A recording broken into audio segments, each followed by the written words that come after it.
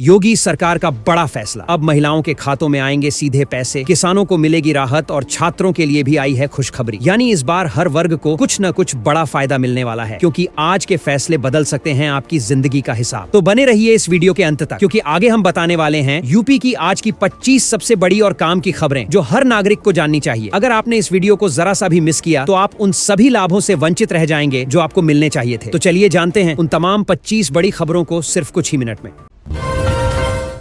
आज उत्तर प्रदेश में उज्ज्वला लाभार्थियों की केवाईसी जांच को लेकर सरकारी अभियान तेज किया गया है।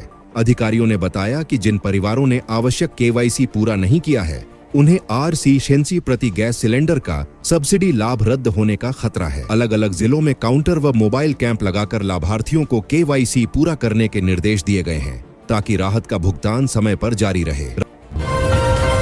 राज्य सरकार ने कहा है कि महिला कर्मचारियों के लिए नाइट शिफ्ट नीतियों में सुधार लागू किया जाएगा। आदेश के तहत सहमति पर रात के काम के लिए डबल मजदूरी, कार्यस्थल पर CCTV और परिवहन सुरक्षा मानक सुनिश्चित किए जाएंगे। सरकार का उद्देश्य महिलाओं को नाइट शिफ्ट में शामिल कर रोजगार के अवसर बढ़ाना और सुरक्षा सुनिश्चित करना बताया गया है। नीति के अनुपालन की रिपोर्ट जिला स्तर पर मांगी गई है।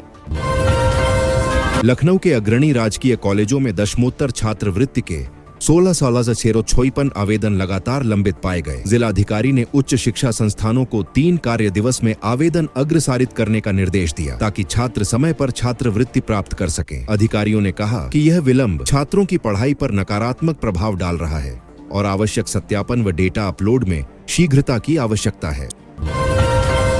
सोनभद्र में आज एक खनन दुर्घटना हुई, जिसमें अधिकारियों ने बताया कि लगभग 15 मजदूरों के फंसने की आशंका है और राहत बचाव अभियान जारी है। घटनास्थल पर स्थानीय प्रशासन व आपदा टीमों ने कोयला खनन शिविरों से बचाव कार्य तेज कर दिए हैं तथा एक मृतक को बरामद करने की सूचना मिली है। परिवारों को तत्काल राहत व मेडिकल सहायता मुहैया कराई जा रही है।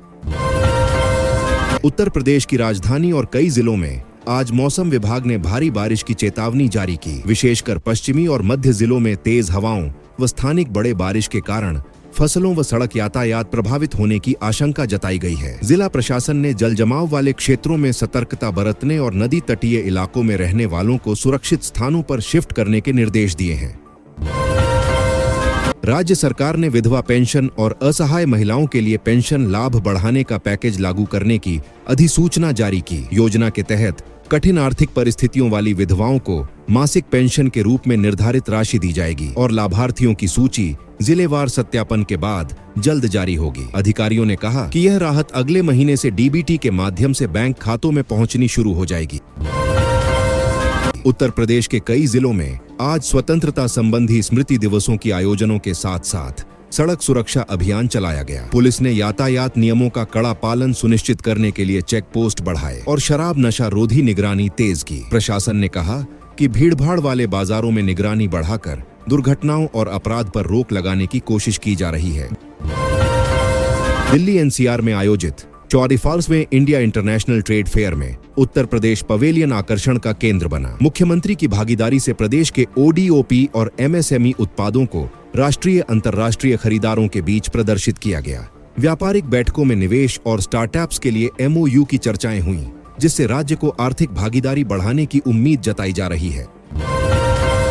प्रयागराज में आयोजन के लिए तैयार राष्ट्रीय स्तर के स्क्वैश टूर्नामेंट में 21 राज्यों के 219 खिलाड़ियों की भागीदारी दर्ज हुई। खेल संगठकों ने जोर देकर कहा कि इससे प्रदेश के खिलाड़ी युवा प्रतिभाओं को राष्ट्रीय मंच पर प्रदर्शन का अवसर मिलेगा और खेल इंफ्रास्ट्रक्चर में सुधार हेतु लोक नीति भी बढ़ेगी। आयोजन की तैयारियां और सुरक्षा प्रबंध पूर्ण कर लिए गए हैं। राज्य के कुछ जिलों में प्राथमिक अस्पतालों और स्वास्थ्य शिविरों में आज टीकाकरण और स्क्रीनिंग कैंप चलाए गए। स्वास्थ्य विभाग ने कहा कि बुजुर्गों व जोखिम समूहों के लिए फ्लू टीकाकरण अभियान और निःशुल्क जांच व्यवस्था जारी रहेगी। जिला स्वास्थ्य अधिकारियों ने लोगों से भीड़ भाड़ वाले क्षेत्रों में मास्क और स्वच्छता के नियम पालन की अपील की है, ताकि मौसमी बीमारियों पर नियंत्रण रहे। मुख्यमंत्री कार्यालय ने घोषणा की है कि राज्य स्तरीय छात्रवृत्ति पोर्टल के माध्यम से छात्रवृत्ति लाभ को व्यापक बनाते हुए विभिन्न श्रेणियों के पात्र छात्रों को आर्थिक सहायता दी जाएगी। प्री मैट्रिक से पोस्ट ग्रेजुएट तक के लिए पंजीकरण व सत्यापन प्रक्रिया ऑनलाइन जारी है और आवेदनकर्ता जल्द भुगतान पाने के लिए अपने दस्तावेज अपडेट करें। योजना का उद्देश्य गरीबी रेखा के पास के छात्रों को शिक्षा जारी रखने में मदद करना है। लखनऊ में एक स्वच्छता और वृक्षारोपण कार्यक्रम आज आयोजित किया गया। नगर निगम ने कहा कि सार्वजनिक स्थानों पर 10,000 से अधिक पौधे लगाने की योजना तंबाकू रहित शहर के अभियान के साथ जोड़ी जा रही है। कार्यक्रम में स्थानीय स्कूलों, एनजीओ और नागरिकों ने भाग लिया और नदी किनारे कचरा प्रबंधन के लिए विशेष टीमों को तैनात किया गया ताकि बाढ़ मौसम में जल ग्रहण बेहतर रहे। राज्य सरकार ने वृद्धजन व असहायों के लिए नई सामाजिक सुरक्षा पहल के तहत पेंशन निकट भविष्य में बढ़ाने की घोषणा की। यह राशि डीबीटी के जरिए लाभार्थियों के बैंक खातों में सीधे भेजी जाएगी और जिलाधिकारी स्तर पर सत्यापन के बाद अर्ह लोगों को राहत मिलेगी। अधिकारियों ने बताया कि यह कदम विशेषकर ग्रामीण इलाकों के वरिष्ठ नागरिकों की आर्थिक सुरक्षा के लिए है। आज शिक्षा विभाग ने बताया कि कई सरकारी स्कूलों में डिजिटल कक्षाओं का पायलट प्रोजेक्ट शुरू किया गया है। इस पहल में ऑनलाइन शिक्षक संपर्क, स्मार्ट बोर्ड व मॉड्यूलर पाठ्य सामग्री शामिल है ताकि शैक्षिक गुणवत्ता में सुधार हो और पढ़ाई की निरंतरता बनी रहे। जिलों में निदेशकों से इसे 1 महीने में विस्तारित करने के निर्देश दिए गए हैं। एक जिले में आज जनसुनवाई कार्यक्रम आयोजित किया गया जिसमें नागरिकों की शिकायतों का त्वरित निपटारा करते हुए विकास परियोजनाओं पर फीडबैक लिया गया। अधिकारियों ने कहा कि सड़क मरम्मत, बिजली और पेयजल प्रोजेक्ट्स के काम की समय सीमा और जवाबदेही तय की जाएगी ताकि स्थानीय समस्याओं का शीघ्र समाधान हो सके। किसानों के लिए राज्य सरकार ने हाल ही में नॉन हाइब्रिड धान कुटाई पर 1% रिकवरी छूट और कुल Rs 181 करोड़ के सहायता पैकेज की घोषणा की। इससे अनुमानित 13-15 लाख किसानों और लगभग 2000 राइस मिलों को फायदा होगा। राहत सीधे अनुदान रिकवरी के रूप में मिलनी है और यह निर्णय 85 से लागू होकर खरीफ खरीद प्रक्रिया में पारदर्शिता बढ़ाएगा। आज एक औद्योगिक निवेश समिति की बैठक में राज्य के इंफ्रास्ट्रक्चर और औद्योगिक पार्कों में नई निवेश प्रस्तावों पर चर्चा हुई। अधिकारियों ने कहा कि निवेशकों के साथ 4 नई MOU पर हस्ताक्षर अपेक्षित हैं, जो रोजगार सृजन और क्षेत्रीय विकास बढ़ाएंगे। प्रादेशिक उद्योग विभाग ने जल विलय और बिजली आपूर्ति योजनाओं को प्राथमिकता दी है ताकि गुड्स प्रोसेसिंग पर तेजी लाई जा सके।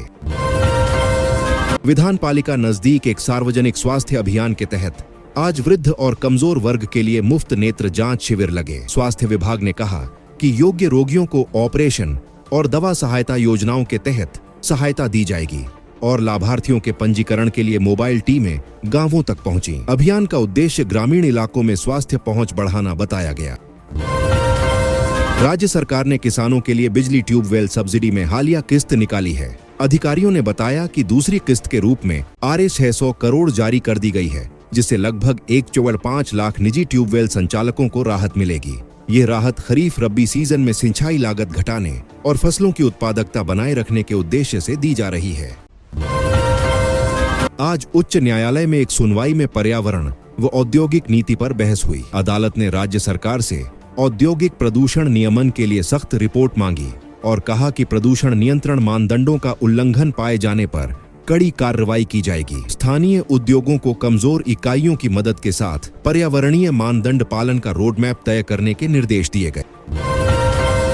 किसान फसलों के मूल्य और सरकारी खरीद से जुड़ा आज का अपडेट ये है कि राज्य सरकार ने अब तक 3.12 लाख टन धान की खरीद की पुष्टि की और 13,330 से अधिक किसानों ने पंजीयन कराए हैं। अधिकारियों का कहना है कि MSP प्रणाली प्रभावी रही और खरीद केंद्रों पर व्यवस्था जारी है ताकि किसानों को समय पर भुगतान मिले। राज्य के एक औद्योगिक क्लस्टर में आज निवेश प्रस्तावों पर काम शुरू हुआ। प्रशासन ने बताया कि क्लस्टर में मूलभूत ढांचे, बिजली और लॉजिस्टिक्स बेहतर कर 500 से अधिक नई नौकरियों का सृजन लक्ष्य रखा गया है। साथ ही MSME के लिए क्रेडिट लिंक्ड स्कीम और तकनीकी सहायता की घोषणाएं भी की गईं ताकि स्थानीय यूनिट्स प्रतिस्पर्धी बन सकें। आज एक सामाजिक समारोह में स्थानीय समुदाय ने महिलाओं के स्वरोजगार और ODOP उत्पादों के प्रदर्शन के माध्यम से महिलाओं के उद्यमिता को बढ़ावा देने की पहल की। इसमें शिल्पकारों को मार्केटिंग टेक्निक्स व ऑनलाइन सेल चैनल जोड़ने पर प्रशिक्षण दिया गया ताकि आय के स्रोत बने और पारंपरिक उत्पादों को राष्ट्रीय बाजार में पहुंचाया जा सके। किसानों के लिए सरकारी कृषि उपकरण सब्सिडी योजना के तहत राज्य ने आधुनिक उपकरणों पर 25-50% तक सब्सिडी की सुविधा दी है। आवेदन तिथि की जानकारी जिलावार जारी की जा चुकी है और पश्चात सत्यापन के बाद सब्सिडी सीधे लाभार्थियों के बैंक खातों में भेजी जाएगी। योजना का लक्ष्य त्वरित यांत्रिकीकरण और उत्पादन लागत में कमी लाना है। आज उच्च न्यायालय में एक कर नीति संबंधी सुनवाई हुई, जिसमें भविष्य की कर सुधारों और निवेश प्रोत्साहन नियमों पर चर्चा हुई। सरकार ने निवेशकों की चिंताओं को ध्यान में रखते हुए कुछ रियायतों का प्रस्ताव रखा, जिसे अदालत ने विस्तृत रिपोर्ट के साथ लागू करने के लिए कहा है। नीति परिवर्तनों से औद्योगिक निवेश में वृद्धि की उम्मीद जताई जा रही है।